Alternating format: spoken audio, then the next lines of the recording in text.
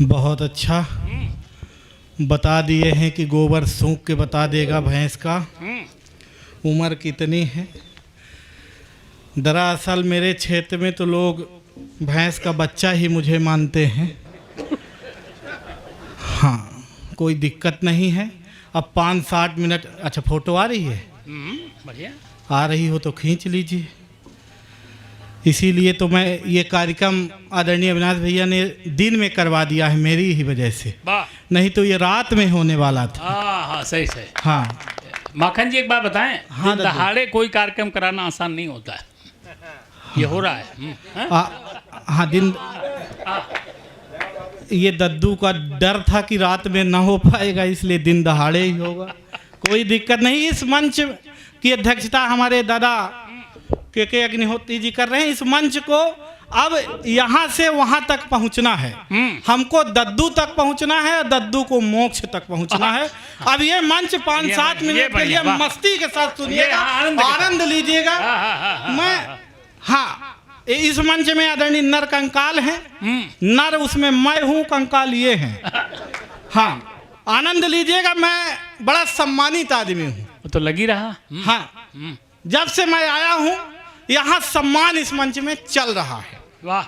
जब से आया हूँ फूल से, माला से, साल से, श्रीफल से, अब राइफल बस से बचा है, उससे भी अगर आप लोग कर देते तो हम लोग इसी गंगा जी मोक्ष को चले जाते। हाँ, मैं सम्मानित आदमी हूँ भी। मैं दरअसल भैया बहुत टैलेंटेड आदमी हूँ।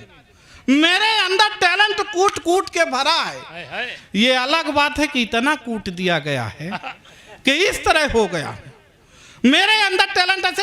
अच्छा, सम्मान इसलिए भी है कि मेरा सम्मान होता रहता है हर जगह। एक सज्जन, मेरा सम्मान देखिए दद्दू, कि एक सज्जन सुबह सुबह मेरे घर आए, दरवाजा खटखटाए, दरवाजा खोलते हुए मैंने पूछा फरमाइए। वो मेरे हाथ में चना दिए और बोले पहले खाइए। मैं चना खाते हुए ही पूछा कि सुबह सुबह कहाँ से आ रहे हैं और ये बताइए चना क्यों खिला रहे हैं। वो बोले यही तो बता रहे हैं कि आज शनिवार है। मैंने कहा शनिवार हो, बुधवार हो, रविवार हो, पर आज चना क्यों खिला रहे हैं। वो बोले एक पंडित जी ने मुझसे कहा था कि शनिवार के दिन किसी काले कुत्ते को चना शनिवार के दिन किसी काले कुत्ते को चना खिलाइए और काला कुत्ता मेरे हाथ से चना खाए। ये कुत्ते में कहाँ दम है। सर आप खा लीजिए। आप क्या? तालियां। वाह, बहुत बढ़िया माखन। वाह। और मेरा सम्मान देखिए रद्दू। मैं घर से आगे बढ़ा तो एक ऑटो वाले को हाथ दिया।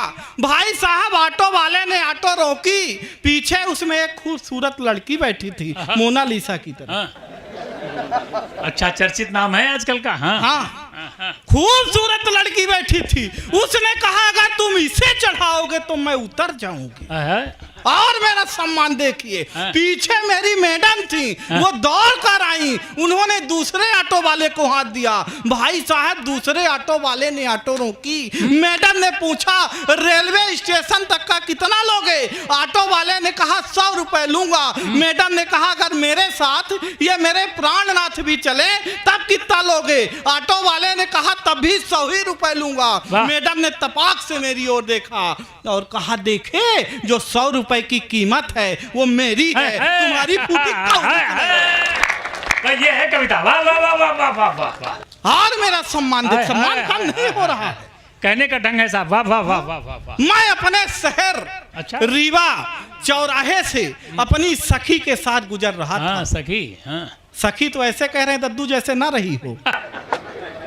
मैं अपने सखी के साथ गुजर रहा था तो पीछे से एक लड़के ने कमेंट किया, देखो देखो आलिया जैसी लड़की है पर कालिया के साथ।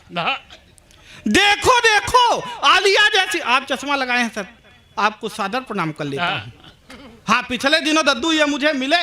मैंने कहा सर आप चश्मा लगाते हैं तो हमें उल्लू नजर आते हैं। ये बोले नहीं लगाता हूं बेटा तो तू गधा नजर आता है।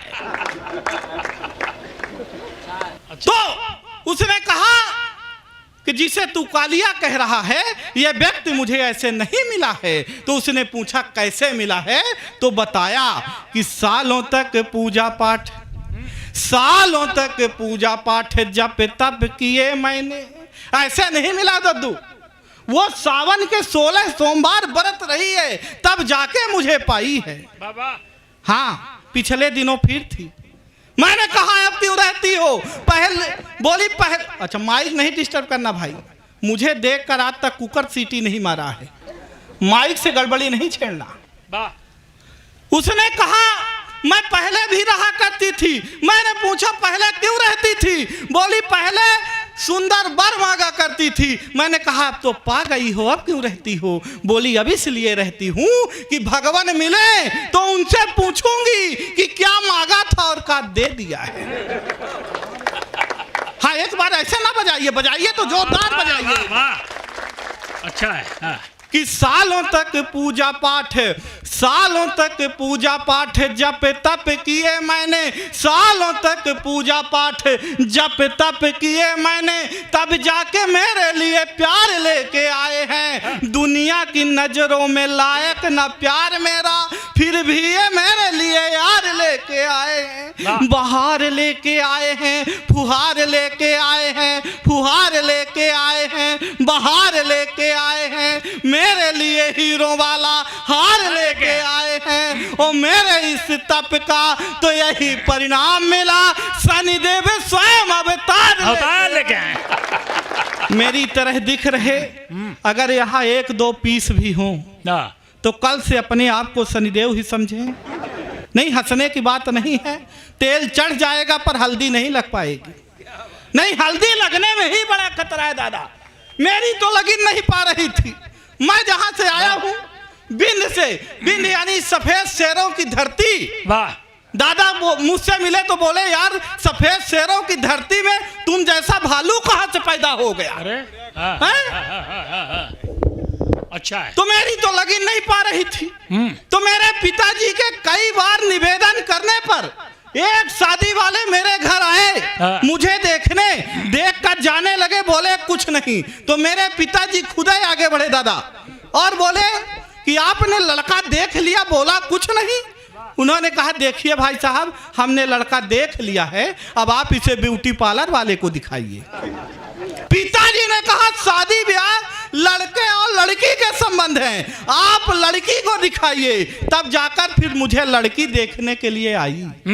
आधा घंटे तक लड़की हमको देखती रही। अरे हम लड़की को देखते रहे, ना लड़की हमसे कुछ बोल रही थी, ना हम लड़की से कुछ बोल रहे थे। आधा घंटे बाद लड़की ने हिम्मत करके बोली कि भाई साहब, कि भाई साहब लड़का आपा ही है, भाई साहब लड़का आपा ही है। मैंने कहा जी बहन जी हम ही हैं। उसने कहा जब हम आपसे विवाह कर लेंगे तो आप मुझे क्या मानेंगे? मैंने कहा जिंदगी। उसने कहा लानत है ऐसी जिंदगी पर जो आपसे विवाह करना पड़े। बहुत अच्छा, वाह।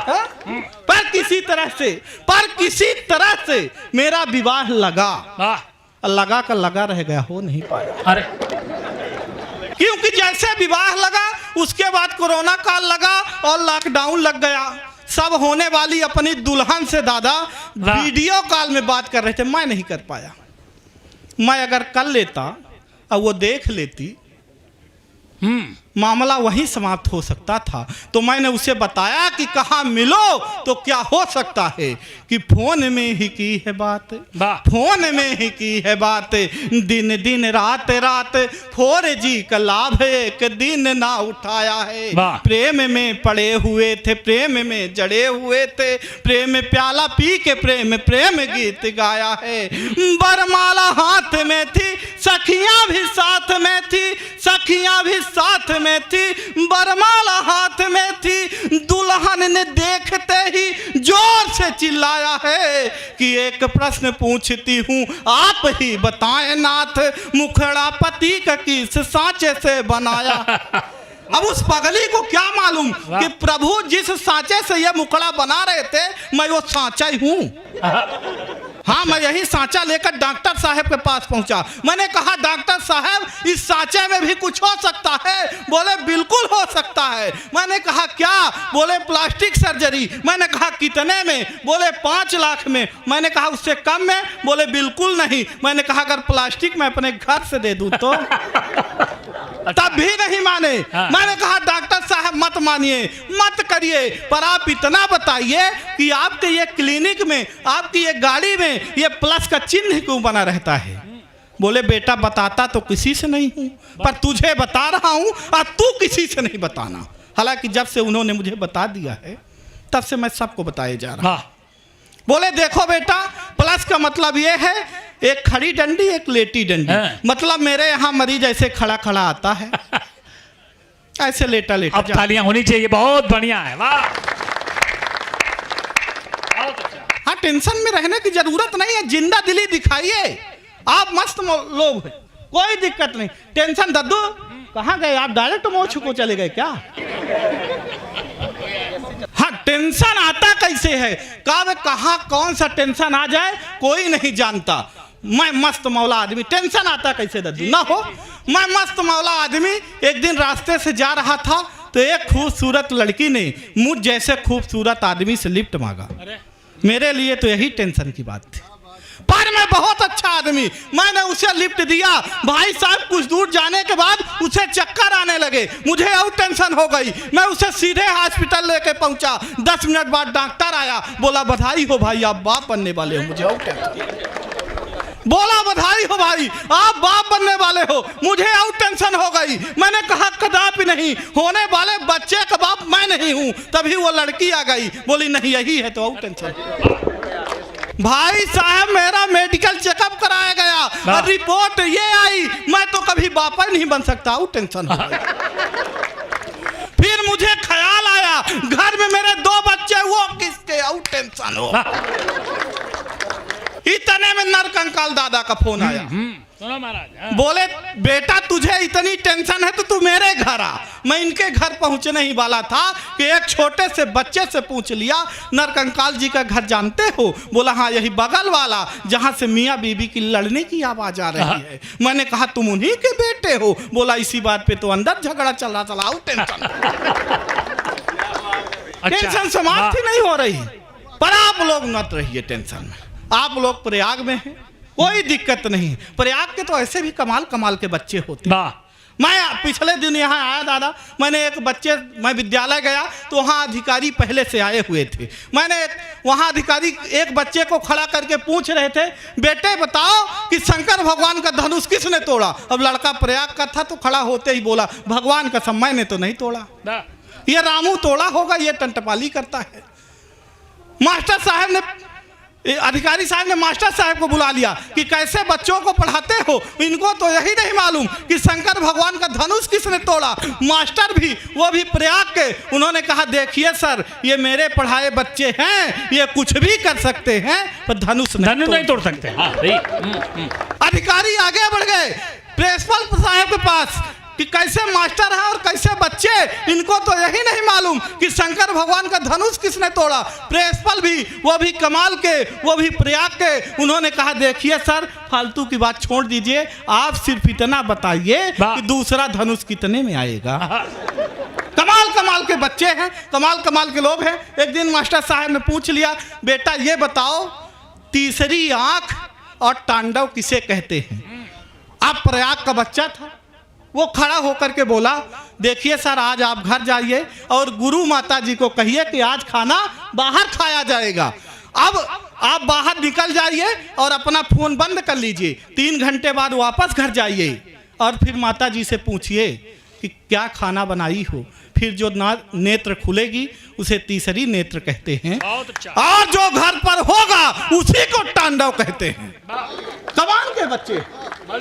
हमारे 5-7 लोगों के बीच में 2 हमारी बहनें हैं, बिल्कुल मतलब ये समझती हैं कि जो 8-10 लोग ये मिलके कर सकते हैं ये 2 कर सकते हैं। इसका अर्थ हाँ, बेटियों का बड़ा क्रेज है, सरकार भी हम लोगों को हल्के में ले रही है। हर जगह आप लिखा पाएंगे बेटी बचाओ और बेटी पढ़ाओ, दीवार के पीछे तक नहीं लिख रहे कि एक बार बेटे बचाओ, बेटे इसी नर्मदा नदी से गंगा नदी से बह के आए हैं, इनको कूड़े में फेंक दो, इनका कहीं सम्मान नहीं है। लेकिन क्यों नहीं है ये मैं बताऊंगा वाह कि बेटियों का क्रेज यार, बेटियों का क्रेज यार एकाएक बढ़ गया है। बेटे तो एक साथ चूल्हे में जा रहे, बेटे तो माता पिता की नाक कान काटते हैं, बेटियों को घर की यार लक्ष्मी बता रहे।